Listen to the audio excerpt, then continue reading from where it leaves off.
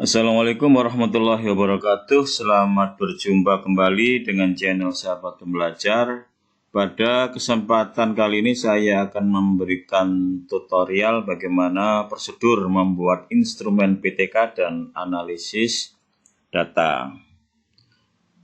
Instrumen itu merupakan hal yang sangat penting di dalam penelitian, termasuk penelitian tindakan kelas, karena instrumen ini adalah alat untuk menjaring atau mengumpulkan data, di mana data ini boleh dibilang jantungnya penelitian. Ya, kenapa jantungnya? Karena dari data nanti kita analisis dan akan menghasilkan suatu kesimpulan. Jadi kalau datanya itu salah atau tidak valid, otomatis kesimpulan yang dihasilkan juga tidak valid atau tidak sah. Oke, langsung saja kita mulai bagaimana prosedur membuat instrumen. Nanti selanjutnya akan kita analisis.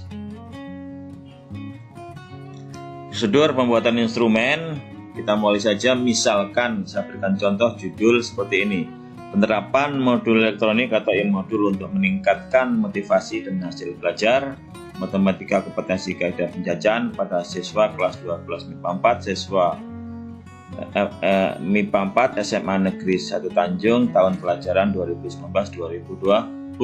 Kita perhatikan di sini penerapan modul elektronik atau e-modul ini merupakan variabel tindakan. Jadi ada satu variabel tindakan. Kemudian motivasi dan hasil belajar ini adalah variabel harapan. Jadi harapannya adalah meningkatnya motivasi dan hasil belajar, sehingga bisa kata buat tabel seperti ini ya. Variabel tindakannya ada satu, yaitu penerapan e-modul. Variabel harapannya ada dua, yaitu meningkatnya motivasi belajar dan meningkatnya hasil belajar. Untuk penerapan e-modul ini perlu diamati bagaimana pelaksanaan pembelajaran, bagaimana pelaksanaan penerapan e-modul. Untuk itu, untuk mengamati diperlukan instrumen yang disebut dengan lembar pengamatan. Kemudian untuk motivasi, itu cara menjaring data motivasi itu dengan instrumen angket. Sedangkan kalau hasil belajar ini seperti biasa, cukup menggunakan soal dan rubriknya. Oke, bagaimana contoh lembar pengamatan ya? Lembar pengamatan. Nah, lembar pengamatan ini diambil dari langkah-langkah pembelajaran pada RPP atau rencana pelaksanaan pembelajaran yang dibuat minimal 2 buah untuk 2 siklus. Seperti kita ketahui bahwa aturannya untuk membuat PTK atau melaksanakan PTK itu minimal harus ada siklus. Maka karena minimal 2 siklus, maka lembar pengamatan itu minimal kita buat sebanyak 2, karena per siklus itu kita buat lembar pengamatannya. Nanti kalau 4 siklus, maka tentu ada 4 lembar pengamatan. Oke, contohnya lembar pengamatan pembelajaran siklus pertama. Ingat, satu siklus itu minimal 2 kali pertemuan. Materinya adalah aturan penjumlahan dan aturan perkalian ya. Jadi nanti siklus 1 dengan siklus 2 berbeda materinya ya. Berbeda. Yang tetap itu adalah penerapan e-modul. Jadi materi itu berbeda tetapi tindakannya adalah sama. Oke, kita awali dengan petunjuk pengisian ya. 1, 2, 3, 4 ya. Dibaca sendiri ya. Selanjutnya ini adalah isi dari lembar pengamatan. Ini dia ambil dari langkah-langkah pembelajaran yang ada di RPP. Tentu ada pendahuluan, ada kegiatan inti, nanti ada penutup. Perhatikan ini ada 18 item ya, mulai dari pendahuluan sampai dengan penutup. Nanti pengamat tinggal mencentang ya atau tidak kalau terlaksana. Centang ya, kalau tidak terlaksana maka centang tidak. Jadi cukup mudah ya, cukup mudah. Seperti ini contohnya. Ini ada stimulasi, kemudian ada lagi problem statement, ada data collection, data processing, sampai kemudian verifikasi ya, kemudian terakhir itu nanti generalisasi ya, menyimpulkan konsep aturan penjumlahan dan perkalian. Nah, kenapa ini ada ada stimulasi dan seterusnya, karena ini menggunakan model discovery learning ya, menggunakan model discovery learning. Oke, setelah itu ada rumusnya seperti itu ya. Rumusnya adalah nilai sama dengan skor yang diperoleh dibagi 18. Kenapa 18? Karena 18 ini adalah skor maksimum. Kenapa maksimum 18? Karena banyak item adalah 18. Oke, diakhiri dengan catatan dan tanda tangan oleh pengamat. Kemudian siklus yang kedua. Jadi siklus kedua nanti lembar pengamatannya dibuat juga ya. Walaupun nanti formatnya sama tetapi materinya berbeda. Di siklus 2 sama 2 kali pertemuan tetapi materinya faktorial, permutasi dan kombinasi. Jadi yang pertama itu aturan penjumlahan dan aturan perkalian. Yang kedua materi berbeda lagi. Jadi dalam PTK itu materi berbeda walaupun masih dalam satu KD. Yang sama itu adalah tindakannya, yaitu penerapan modul. Sama diawali dengan petunjuk pengisian, kemudian ini juga diambil dari langkah-langkah pembelajaran, ada pendahuluan, ada kegiatan inti ya. Nah, yang berbeda tadi ini ya, tadi yang pertama itu adalah materinya adalah aturan penjumlahan dan perkalian. Yang ini materinya adalah faktorial, permutasi dan kombinasi, sehingga soal-soal yang diberikan tentu tentang faktorial, permutasi dan kombinasi, berbeda dengan yang siklus pertama. Oke, selanjutnya sama, ada rumus, kemudian ada catatan, diakhiri dengan tanda tangan oleh pengamat. Oke, selanjutnya saya berikan contoh angket motivasi belajar. Ya, ini diisi oleh siswa. Ada nama, ada kelas, ada petunjuk pengisian ya. Kemudian seperti ini model angketnya ya.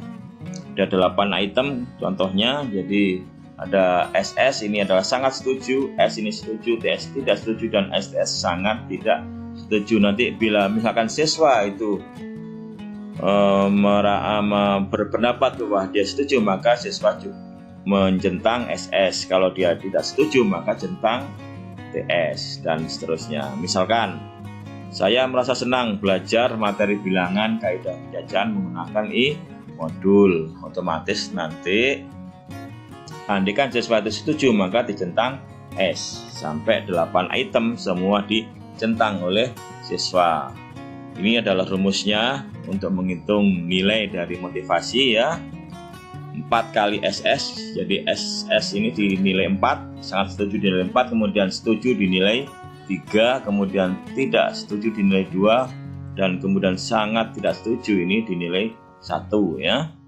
Dibagi 12, kenapa dibagi 32, kenapa 32? Karena itemnya adalah 8 ya, kemudian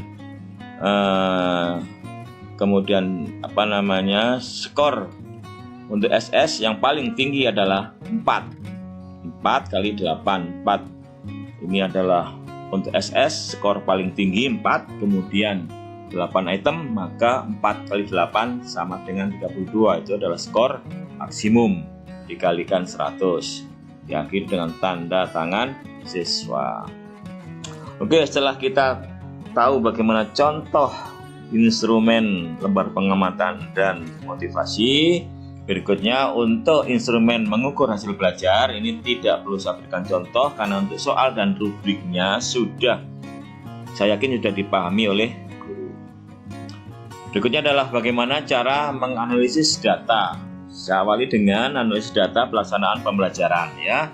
Jadi saya kasih tahu bahwa untuk lembar pengamatan ini tinggal dikasih centang iya atau tidak. Bila terlaksana diberikan centang iya, bila tidak terlaksana maka diberikan centang tidak. Misalkan ya, untuk yang nomor pertama, item pertama, guru menyampaikan indikator pencapaian kompetensi di centang iya karena terlaksana. Yang kedua diisi tidak ya. Berikutnya sampai nomor terakhir 18 ya. Sehingga rekapnya ada 12 yang dicentang ya dan 6 yang dicentang tidak. Maka untuk menentukan nilai pelaksanaan pembelajaran, rumusnya adalah skor yang diperoleh dibagi 18 kali 100. Skornya berapa? 12. Yang terlaksana adalah 12 dibagi 18 ya. 18 ini skor maksimum berdasarkan 100. Sehingga 12 per 18 kali 100 sama dengan 66,6. Ini adalah skor pembelajaran. Kemudian catatan, misalkan 1 siswa masih banyak yang belum aktif bertanya, 2 guru masih belum maksimal dalam membimbing siswa. Ini contoh saja dalam catatan pelaksanaan pembelajaran. Nanti contoh ini akan digunakan sebagai refleksi untuk digunakan sebagai perbaikan pada langkah berikutnya, pada siklus berikutnya, yaitu siklus kedua, diakhiri dengan tanda tangan pengamat.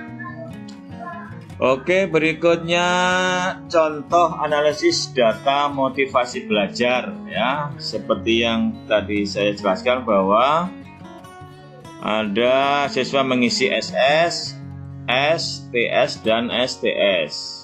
SS ini adalah sangat setuju, S adalah setuju, TS tidak setuju, dan STS sangat tidak setuju ya. Misalkan item 1 siswa mencentang SS, item kedua S, ketiga S, keempat TS, kelima STS, yang keenam, ketujuh, kedelapan seperti ini ya. Jumlahnya yang SS 2, yang sangat setuju 2, yang setuju 4, yang tidak setuju 1, dan yang sangat tidak setuju 1. Nah, ini di rekap ya, seperti ini ya. SS-nya 4 ini ya, 4. Kemudian S-nya adalah 2, TS-nya adalah 1, STS adalah 1 ya. SS kalikan 4, S kalikan 3, TS kalikan 2, untuk STS kalikan 1 atau tidak dikalikan ya. 4 kali 4 sama dengan 16, 3 kali 2 sama dengan 6, 2 kali 1 sama dengan 2, 16 tambah 6 tambah 2 tambah 1 sama dengan 25. Sehingga 25 dibagi 32 kali 100 sama dengan 78,1. Ini adalah nilai dari motivasi yang diisi oleh siswa. Nah, nanti setelah semua siswa ini mengisi angket, maka masing-masing siswa itu mempunyai nilai motivasi. Misalkan si A 78,1, si B nanti mungkin 80, si C mungkin 60, sampai mungkin 36 siswa dalam satu kelas, itu semua punya nilai, itu nanti akan direkap ya, dikumpulkan, direkap, dicari juga rata-rata ya. Misalkan nanti ada 78, 70, 90, mungkin 50, nanti di rata-rata ketemu berapa, itu sebagai motivasi untuk seluruh kelas. Ya, nanti itulah yang akan kita gunakan untuk mengukur tingkat motivasi secara klasikal. Oke, saya pikir demikian. Kita sudah belajar bagaimana mengembangkan instrumen penelitian tindakan kelas dan sekaligus bagaimana cara melakukan analisis data. Mudah-mudahan bermanfaat. Saya akhiri. Wassalamualaikum warahmatullahi wabarakatuh.